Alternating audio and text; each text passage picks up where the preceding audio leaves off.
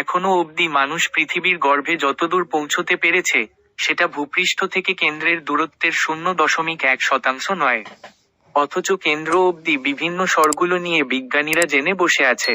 এটা কিভাবে সম্ভব হলো, জানাচ্ছেন একজন ভূগতিবিদ্যার গবেষক। মানুষের গভীরতম পদক্ষেপ। পৃথিবীপৃষ্ঠ থেকে পৃথিবীর কেন্দ্রের দূরত্ব প্রায় 6370 কিলোমিটার। এই দূরত্ব এতটাই গভীর যে মানুষের পক্ষে এই গভীরতায় প্রবেশ করা সম্ভব নয়। বলতে গেলে এই গভীরতার 0.1% ও মানুষ অতিক্রম করতে পারেনি। মানুষ মাটির নিচে প্রবেশ করতে চায় মূলত দুটি কারণে। প্রথমত, মাটির নিচে থেকে খনিজ সম্পদ সংগ্রহ করার জন্য।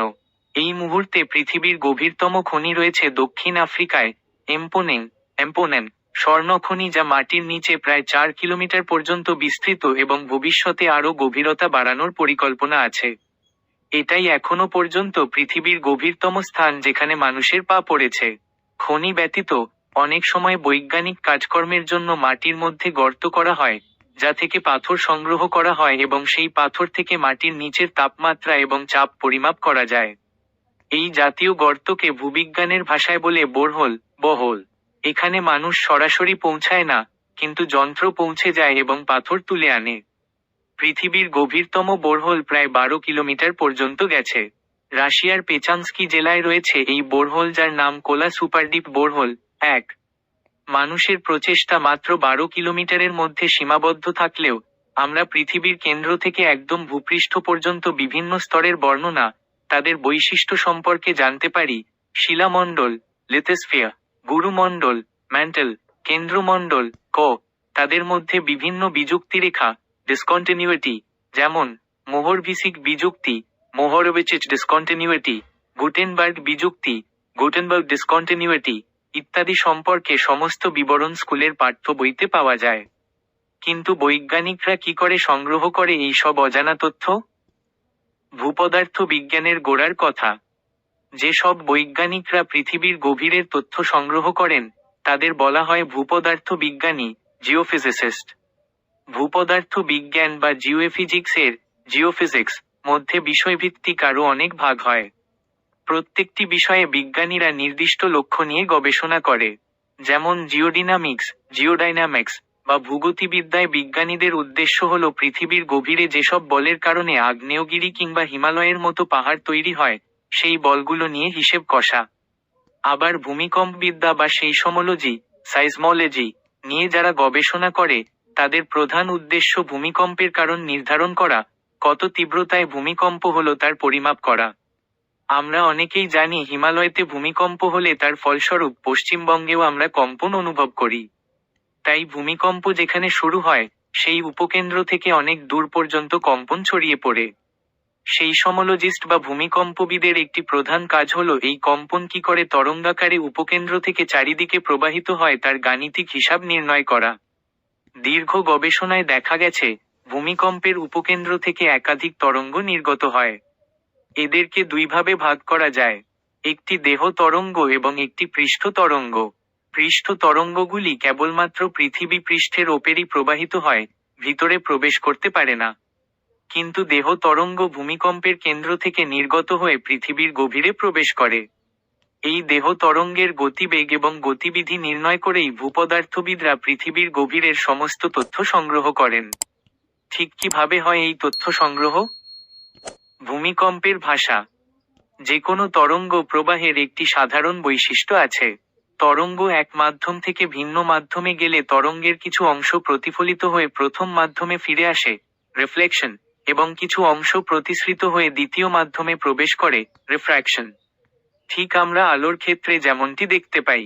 সূর্যের আলো এক বালতি জলের ওপর পড়লে সূর্যের প্রতিফলন সেই বালতির জলে দেখতে পাই।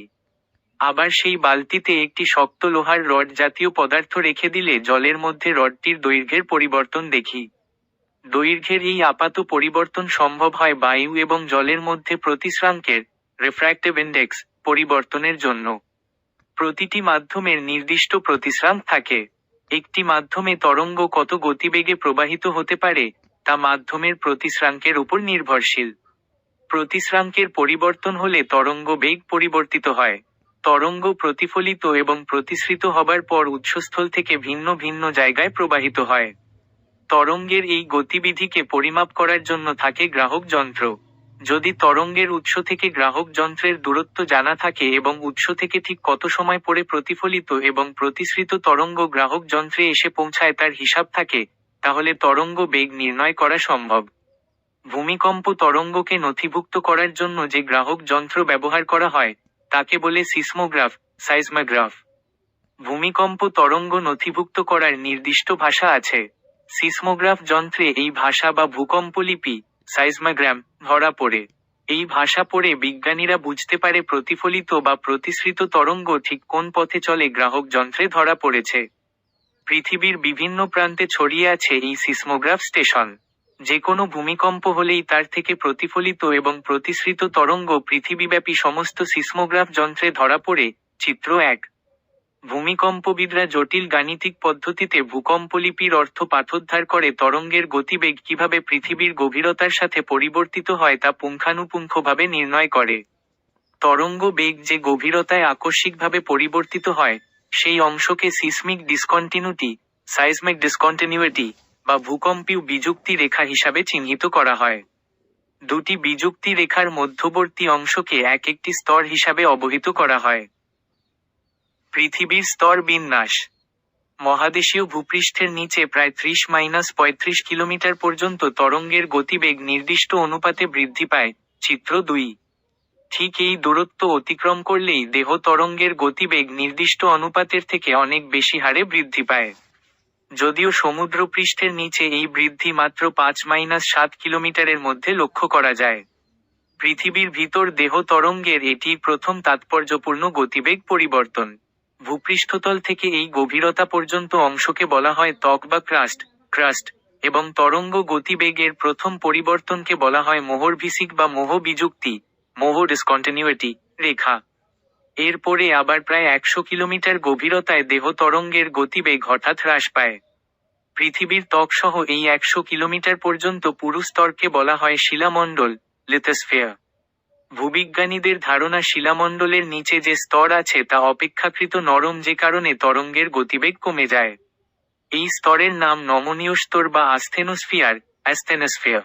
বর্তমানে প্রতিষ্ঠিত পাত সঞ্চরণ তত্ত্ব বা প্লেট টেকটনিক্স তত্ত্বের, প্লেট টেকটনিক্স থিওরি, পিছনে আস্থেনোস্ফিয়ার এর গুরুত্ব অপরিসীম। আস্থেনোস্ফিয়ার প্রায় 200 কিলোমিটার পুরু। ভূপৃষ্ঠের নিচে প্রায় 300 কিলোমিটার গভীরতার পর আবার ভূমিকম্পের দেহ তরঙ্গের গতিবেগ ক্রমশ বৃদ্ধি পায়। প্রায় 2891 কিলোমিটার নিচে তরঙ্গের গতিবেগ মারাত্মকভাবে হ্রাস পায়। এইখানে ভূবিজ্ঞানীরা আরও একটি বিযুক্তি রেখা কল্পনা করে, যার নাম গুটেনবার্গ বিযুক্তি রেখা।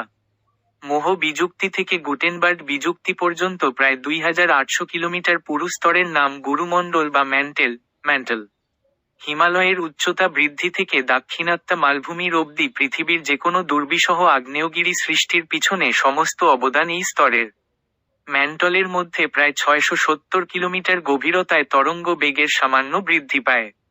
এ কারণে ম্যান্টলের প্রথম 670 কিলোমিটার পর্যন্ত ঊর্ধ্ব গুরুমণ্ডল বা আপার ম্যান্টেল এবং পরবর্তী 2891 কিলোমিটার পর্যন্ত অংশকে নিম্ন গুরুমণ্ডল বা লোয়ার ম্যান্টেল হিসাবে চিহ্নিত করা হয়।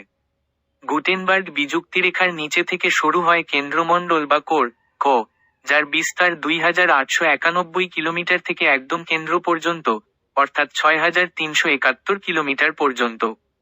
কেন্দ্রমণ্ডল আবার দুই ভাগে বিভক্ত। 2891 থেকে 5150 কিলোমিটার পর্যন্ত গভীরতায় দেহ তরঙ্গের বেগ ভীষণভাবে হ্রাস পায়।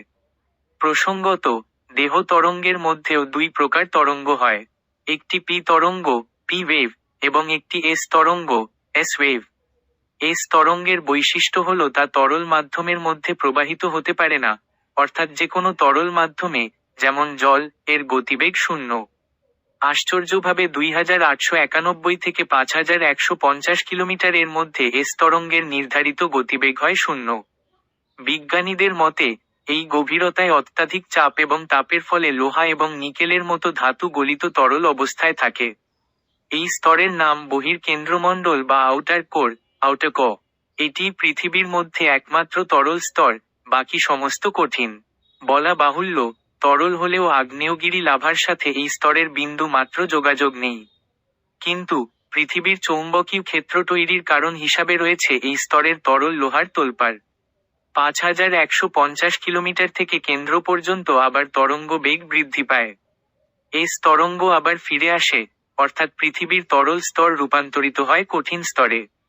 5150 কিলোমিটারের এই বিযুক্তি রেখার নাম লেম্যান বিযুক্তি রেখা তারা চিহ্ন।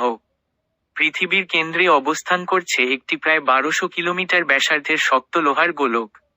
লেম্যান বিযুক্তিরেখা থেকে পৃথিবীর কেন্দ্র পর্যন্ত এই অংশের নাম অন্তর্কেন্দ্র বা ইনার কোর, এনক।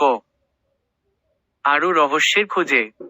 বিগত 1 শতাব্দী ধরে পদার্থ বিজ্ঞানী এবং ভূবিজ্ঞানীদের মিলিত চেষ্টায় পৃথিবীর গভীরতম রহস্যের কিয়দংশ উদ্ঘাটিত হয়েছে। বিগত 2 দশকে আবিষ্কৃত হয়েছে আরও অসংখ্য বিযুক্তি এবং সূক্ষ্মাতিসূক্ষ্ম স্তর। এখনও বহু রহস্য লুকিয়ে আছে আনাচে কানাচে।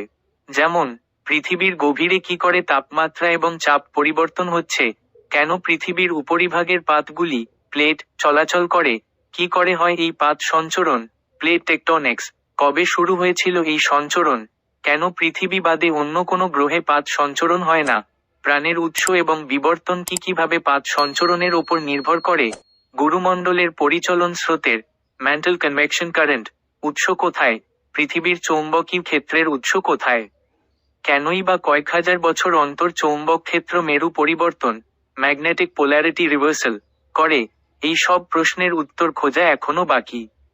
এই সমস্ত রহস্যের সমাধান লুকিয়ে আছে পৃথিবীর গভীরে।